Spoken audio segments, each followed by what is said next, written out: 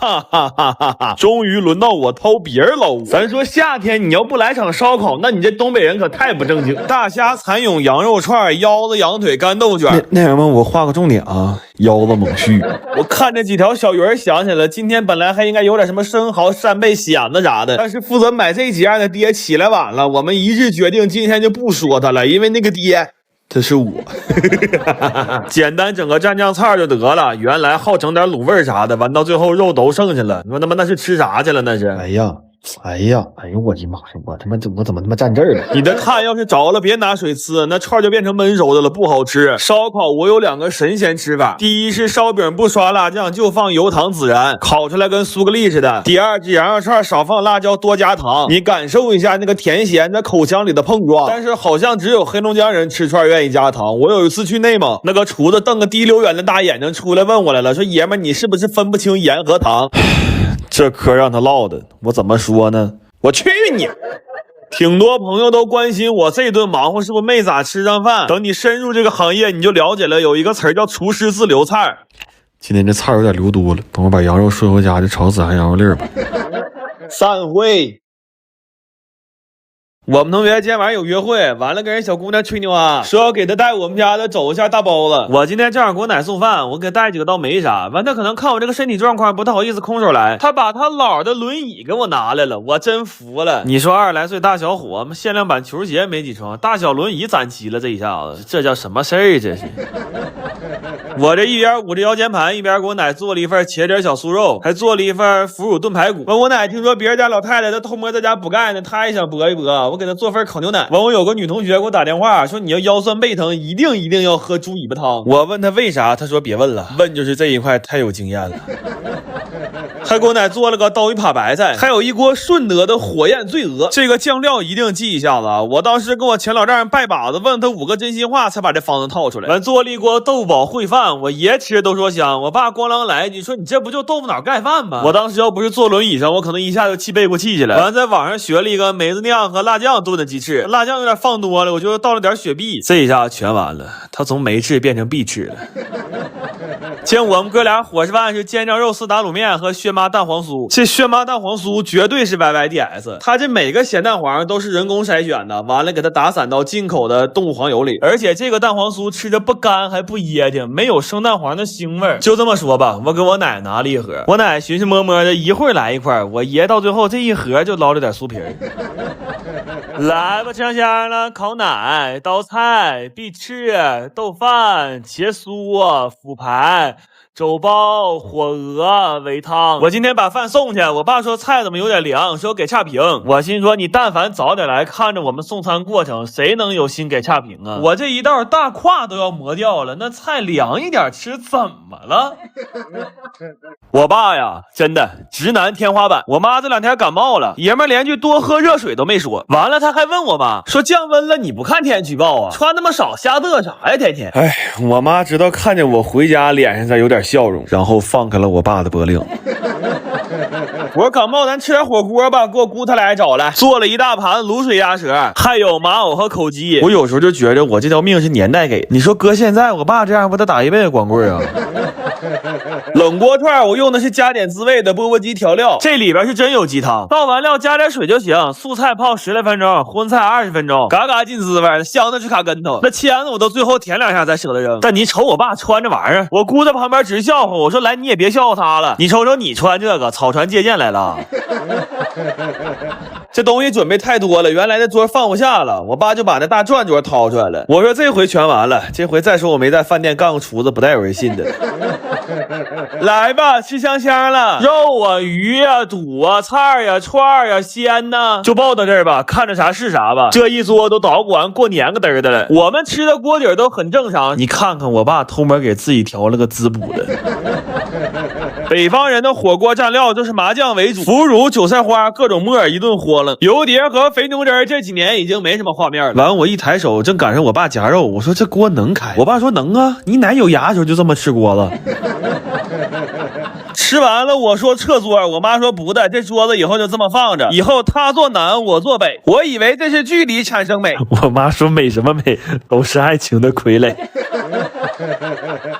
我前2天想不开呀，在家尝试了一下醒狮苏，好家伙，差点没给命搭了。这玩意儿全网也没有一个特别完整的教学视频，于是我在做之前研究了无数个视频，然后自己拼了个制作流程。问题我也不知道哪来的自信，我当时就觉得只要一步一步按照这个做，肯定能做成。也正是靠着这种无知的力量，我开启了长达1周的翻车之旅。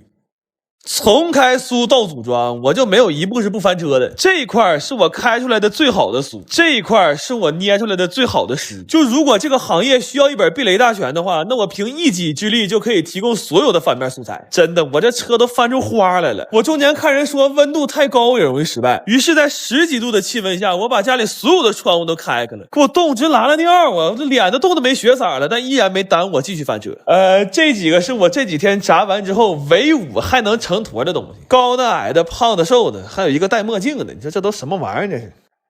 后来我服了，我发现我肯定不能独立完成这个事儿了。于是我们背起行囊南下沈阳，找到了醒狮苏的创始人武阳。然后既然是拜师，也没空手去，正好快到国庆节了，给老师带了2箱经典娟山有机奶。这都是珍稀的娟山牛产的奶，每100毫升里就含有4克的原生乳蛋白，新一代有机，而且还是披荆斩棘2的哥哥同款，好喝还有营养。然后我们到了之后，就先把在家折腾这些过程给老师看了一眼。老师看完之后说了一句话，我差点没崩溃了。他说：“你们之前在家的所有尝试啊，除了活着全是错的。”完，我寻思既然都这样了，那就从头开始学吧。然后在这过程中，我发现这个酥皮点心是个非常严谨的事儿，就它不是哪一步重要，它是每一步都重要，就连最基础的和面都有很深的讲究，就更不用说开酥了。我擀了14个小时的皮儿，才学会了怎么开这次用的直酥和圆酥。然后当我能持续开出这样水平的酥皮之后，我以为我离成功已经很近了，直到老师告诉我，如果想要炸出来的酥非常蓬松，那需要在这个1:1的半圆柱体上切下起码42到50刀。我当时看完他演示之后，我直接人麻了。我寻思我要能练成这个刀法，我不得在他案板上留下2两肉啊。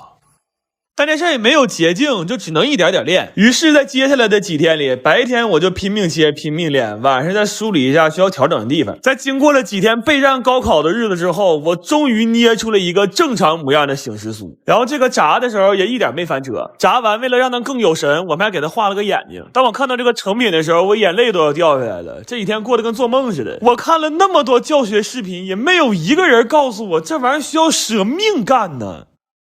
后来我飘了，趁热又做了个醒狮酥 Plus， 配色也重新调整了一下。而且这只醒狮酥上，吴老用酥皮在后脑勺还给我提了个名字，顺便还教了我怎么让这个颜色能更有层次感。这现在是一只全世界都独一无二的狗送醒狮酥。后来我还偷着学了一下天鹅酥和鲍鱼酥，但时间有限，就只能回家再勤练了。后来毕业打包的时候，我看这些东西特别感慨。我倒不是想说我在这个过程当中到底有多累，而是我发现当这个东西被拆解了之后，我们好像就剩下了复制上的操作难度，但是却忽略了一个这么复杂的东西从无到有的设计会是一个多么变态的过程。所以真的很佩服这些手艺。然后在回去的路上，我做了个决定，我把最大那个醒狮酥给他俩吃了。我其实睡醒之后也挺后悔，但我想开了，酒只有开封了它才是一瓶酒。对于美食博主来说，它最好的归宿也许是报班，但对于美食艺术品来说，它最好的归宿啊一定是进度。我们出来泡温泉来了，现在都0上了，最适合泡雪地温泉了。一共3天2宿11顿饭，反正吃喝拉撒都在这院里解决了。吃的准备的非常充分，家里厨房就剩点墙皮没打包了。反正我出来玩要吃的不可口，晚上睡觉之前我都得给自己磕仨。我感觉身上的每个器官都会谴责我，就是你他妈吃这破玩意儿，你带我出来干哈？第一顿吃的部队火锅和红烧牛肉面，这一顿我在家已经期待很长时间了，因为我总能刷着在雪地里扎帐篷吃部队火锅的视频，就他们喝完汤哈着那口气儿啊，不知道在多少个夜里差点要了我的老命啊！那第二一口就准备下海了，把吃的也都搬进来了，仿造无边泳池，整个漂流桌。然后我们按照网上的办法焖了几个温泉蛋，48度的水焖了3个小时，一点变化没有啊，都他妈不敢和好被窝守得快。然后中午本来还准备了烤肉，但是泡上了都不愿意动它了，就把本来是宵夜的海底捞自助火锅吃了。这一箱是趁拼多多零食季1块钱抢的，4盒麻辣口，4盒番茄口，味儿都得正，肉还都是大块的呢。这整块吃都他妈没给我噎过去，平时1盒就30多，现在1块钱整1箱。链接放评论区了，趁它缺赶紧掏它。吃完火锅舒舒服服的泡点茶，这壶茶水绝对是东北洗浴里的灵魂。反正不信你就看吧，在东北卖的这些茶叶里得有1大半最终是在澡堂里没的。完晚上我睡觉，我就听外面嘎吱嘎吱的，我以为闹耗子了，结果是这几个爹开小灶呢。干肠炒饭和可乐姜汤。人生建议啊，要还想说话就别放这么些姜。完吃开胃了，我们就把烤肉支上了，一边泡澡一边吃肉，还有一锅咸汤。这要有个搓澡的，那绝对洗浴天花板了。完吃饱了，我说赶紧干正事儿吧，没有麻将的旅行那就是不完整的。但我这一宿我都服了，有人梦里相爱，有人夜里看海，还有20来岁小伙熬夜在那抓对。我这一晚上就上听了一把，完对面的活爹把暗杠周开了。我看这仨人呢，明天不是想吃饭呢，是想吃我的席呀。